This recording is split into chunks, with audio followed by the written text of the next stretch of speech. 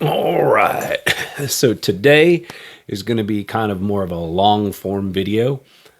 So buckle in and get a bowl of popcorn, a soda, if you will. Break open mine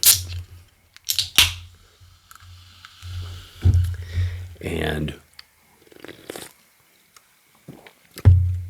enjoy. So today, what we're going to talk about is the wonderful world of AI. I do want to say this up front that I will be scratching my nose. Just kidding. But it seems like whenever I do a video, I end up scratching my nose. And so anyway, if that happens, apologize.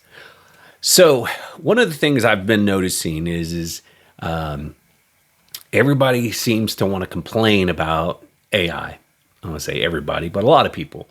And AI music's going to take over. AI voiceover is going to take over. AI, blah, blah, blah, AI, A-E-I-O-U.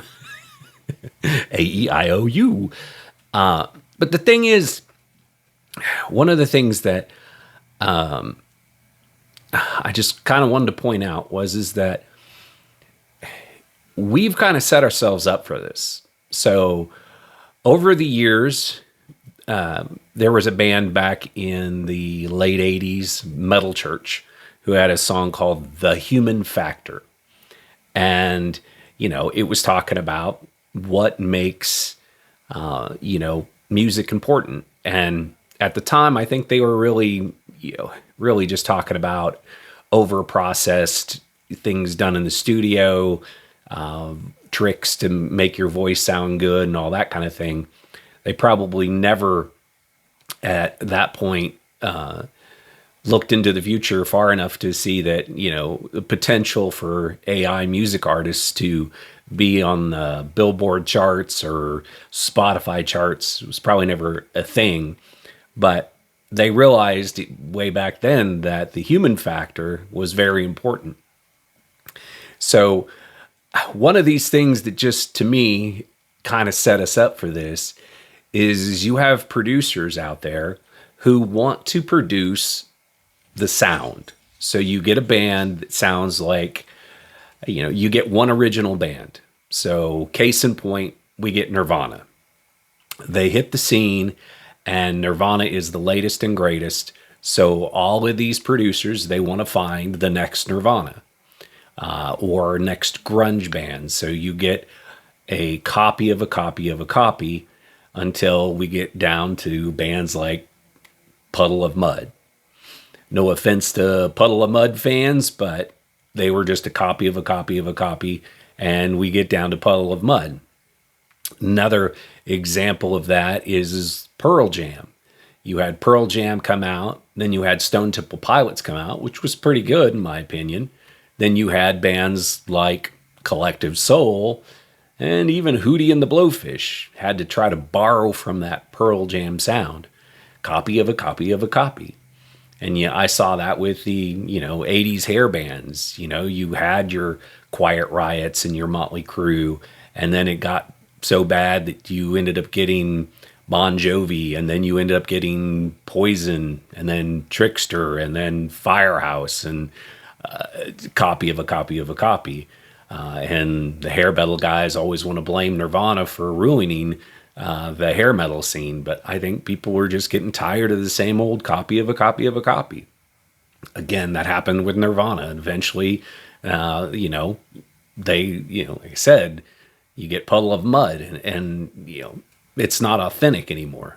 And I think the authenticity, it's a hard word for me to say, just kind of goes out the window because people want to make money.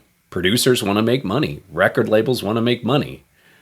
They will find one band that has something original and they get a copy of a copy of a copy until we've heard every single song that could possibly sound exactly alike, put it on the radio, and beat us over the head with it for hours on end. And then we get a copy of a copy of a copy of a copy of a copy, which gets to AI. AI doesn't create anything new. AI makes a copy of a copy of a copy. It's all the stuff that's been there for years. You know, you can go in there to any of these AI music generators, type in what you want a band to sound like. You know, I want it to sound like the Eagles or 70s rock music. I want it to have a country flair. I want it to have a guitar solo.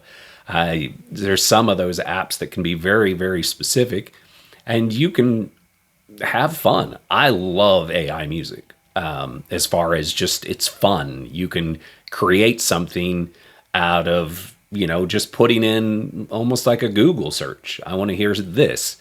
And I've got a friend who I torture every day. Not every day, but I send him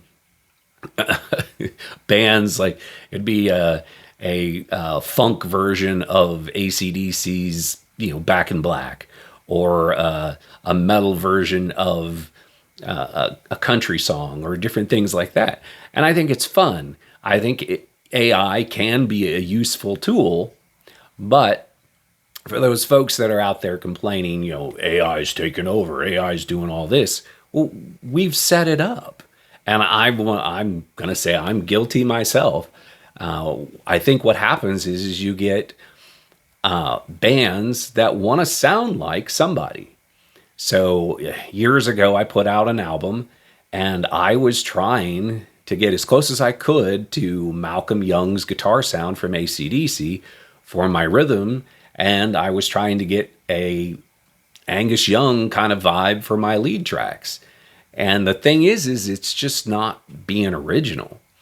And now we've got to a point where there's a company that has a guitar sim software that you can type in, you know, through their AI deal, I want to sound like AC/DC.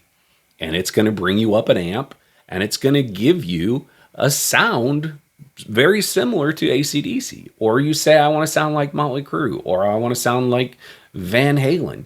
It's going to bring up those sounds. But the problem, if you're the ones complaining about it, I think the problem is that everybody wants to sound like everybody else.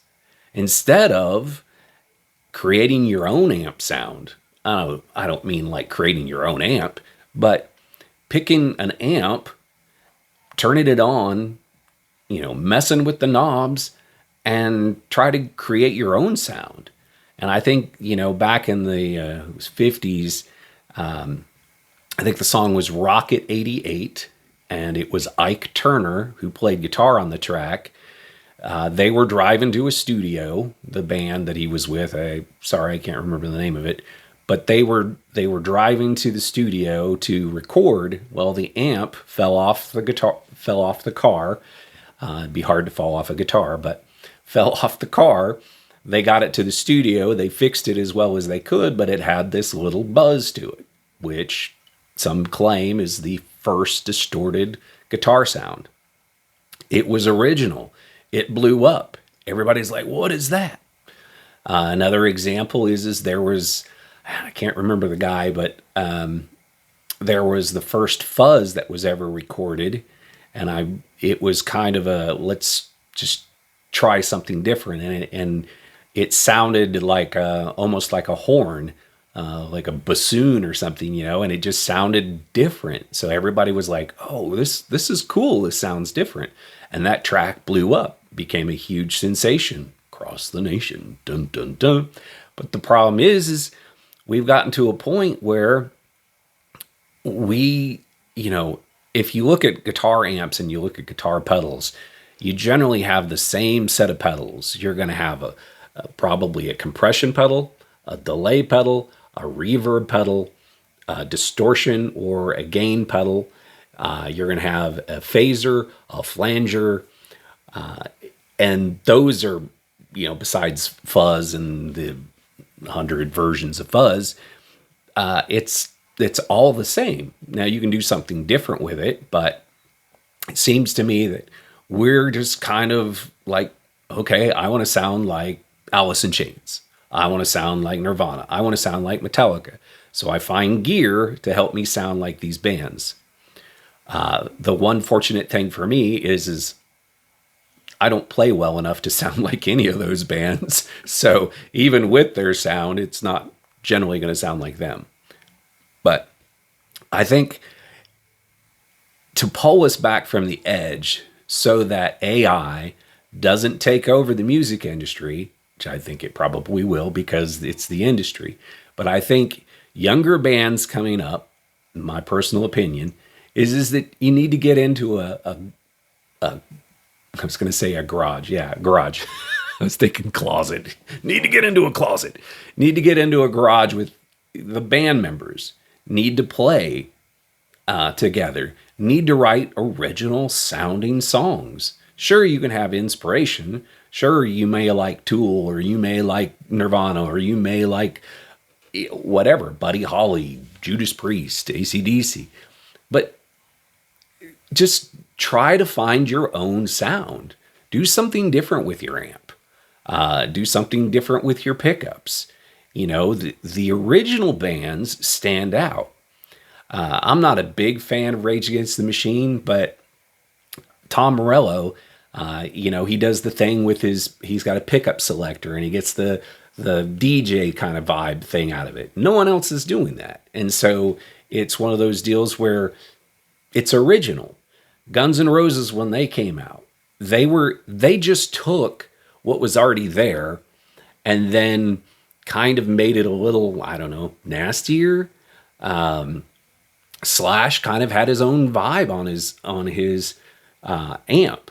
What he liked to do is do a cocked wah, where the wah is on, but you cock it in a certain position to give you a different kind of tone. It was something different. So one of the things I would suggest as an up-and-coming band, find something different that stands out. Don't just do what everybody else has done. And it doesn't have to be crazy, but just needs to sound, there needs to be something different. There needs to be something that stands out about your track, about your sound. One of the deals that I do quite a bit is I don't have access to a drummer.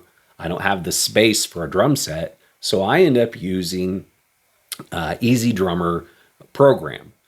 And it's a copy of a copy of a copy. Somebody in a studio that is miking a drummer who's playing beats.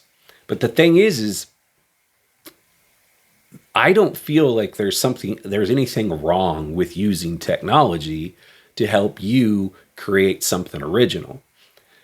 You can go into these programs and you can mix and match different drums. You can go in and you can take the tempo up, take the tempo down, move fills all around, and you can get your basic drum type sound out of it. There's nothing wrong, in my opinion, with using technology to your advantage. If you're a horrible singer, or just maybe not a great singer, and I definitely don't classify myself as a great singer, but one of the things you can actually use AI for is you can sing a line, put it into AI, and it could probably help in giving you ideas of how to sing the song better than you did. That's one of my weaknesses, and I've never used AI for that. But coming up with new ideas that you weren't willing to try or didn't try. It may not be new ideas, but it may be new to you, where you hear it sung in a different way, and then you can go back and go through your track and try different things that you hadn't sung before. But I definitely recommend that you try it and you don't use what the AI did with your voice. You can, it's a tool.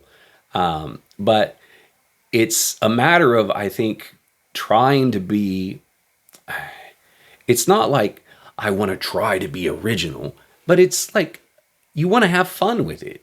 And if you want to stand out, if you don't want AI to take over the music industry, then I think you have to do things that are going to make your sound unique. And There's been bands over the years like Presidents of the United States. They weren't anything that crazy different, but I think the I think it was one of the guys in the band had hearing issues, so instead of using all these crashes, the drummer used splashes, and they only played like guitars with two strings on it. It made them be different, and I just think that finding something about your voice to be to sound original. One of the things that I got into, like I started off with early rock and roll, loved Buddy Holly, loved Johnny Cash, loved Elvis Presley, loved all these singers. And then you get into the '70s and you've got the Who, Journey, Foreigner, Rush, Judas Priest, Motley Crue, Van Halen, and every single one of those singers sounds different. You turn on Journey, you're not going to think that that's Aerosmith. You turn on Foreigner, you're not going to think that's Def Leppard. They had an original voice. And I think as I progressed into heavier and heavier and heavier music, it got to a point where it was just, black metal, death metal, grind metal. There isn't a lot of distinction. Whether they're doing pig squeals with their voice, or they're doing death growls, or they're doing the, high, black metal type, screaming. There isn't a lot of originality in the way people do those things. And my taste, I got so crazy into the heaviest of heavy stuff that I just realized, I was like, man, I really miss hearing a singer who's got a distinct sound that I can go, that's David Lee Roth from Van Halen, or that's Rob Halford from Judas Priest, or that's this guy or this guy. And I think if we just sit there and copy these folks that we've grown up listening to, we just continue to copy what they're doing, then we end up just sounding like them instead of finding our own voice, our own style. I was in a very, very heavy band toward the end of, it was in like 2002, 2003, where our vocals were just, and it got to a point where I lost any distinction. You could probably play 1,000 different other bands that had a low growl, and you wouldn't be able to tell the difference.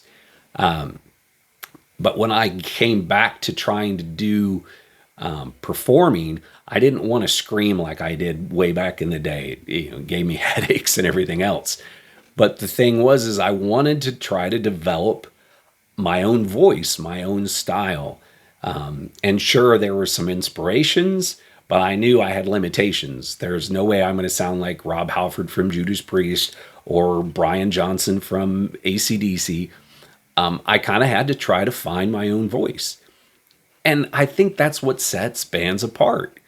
When you find a guy that actually can sound like something new, something original. Now, when Guns N' Roses came out, Axl Rose came out, and it's this snake sounding thing, and some people hated it, but some people loved it. And for some reason, the chicks loved it a lot. And Guns N' Roses blew up. They were huge. He had a unique tone. Slash had a unique tone on his guitar. The band was still just a hard rock band. If you listen to the music, it's not anything like crazy original. I know that they were heavily inspired by bands like Aerosmith, but they did something different with what they had. And I think even our limitations can help make us sound original, sound different. And I cannot do chugs, like doing like a triplet chugs or doing like gallops on guitar. It's just not something that I'm very good at. Every once in a while, I'll get lucky and play something right when I'm recording. But trying to play that live, it's not a thing. But that limitation makes me play a different way than other people would play. My limitation in my voice makes me sound different than what other people would sound like. And I think if we too heavily rely on trying to sound like other people, we get to the point where AI is going to probably do a better job sounding like those people than we are. You're going to have a AI singer that can sing exactly like Guns N' Roses or exactly like Aerosmith because it's copying, it's doing a copy of a copy, and it can probably do it better. I've heard some R&B covers. They would do like AC/DC, doing an R, and it's a AI track doing an AI cover, of an AC/DC song, and they're using like a R&B vocalist, and this guy, AI guy, is hitting notes that like not very many people can hit because it's AI. And so I think, if you're just going to do a copy of a copy, AI is gonna nail it, and before too long, you know, we're just gonna start hearing AI on soundtracks because it's easier than hiring an orchestra. We're gonna hear AI in cartoons. We're gonna hear AI on the radio. We're gonna hear AI everywhere because if we're just doing a copy of a copy of a copy, what's the difference? So anyway, this was a long rant. I told you up front that it was going to be a long rant. But what I just want you to realize, or everybody help me realize too, is that just be yourself. Try to be original in your music. Try to be in with doing voiceover stuff. And that's kind of my other line of work is trying to do voiceovers. And if I just sound like everybody else doing voiceovers, you do the movie theater guy today and blah blah blah. If you're just doing what everybody else can do, what difference do you bring to the table? And so there you go. Bring something different to the table. I prefer prime rib and pecan pie. But you bring what you want to bring to the table. And I'd say, don't be scared to go out there and use the AI tools to help you become a better musician, to help you become a better singer. But I definitely would, as you can tell from the video, would recommend, use those tools to help you advance your own sound, your own skill, your own techniques. And I think that could go a long way in helping combat the AI takeover. Dun, dun, dun. All right. Take care. God bless, and hope you have a wonderful day.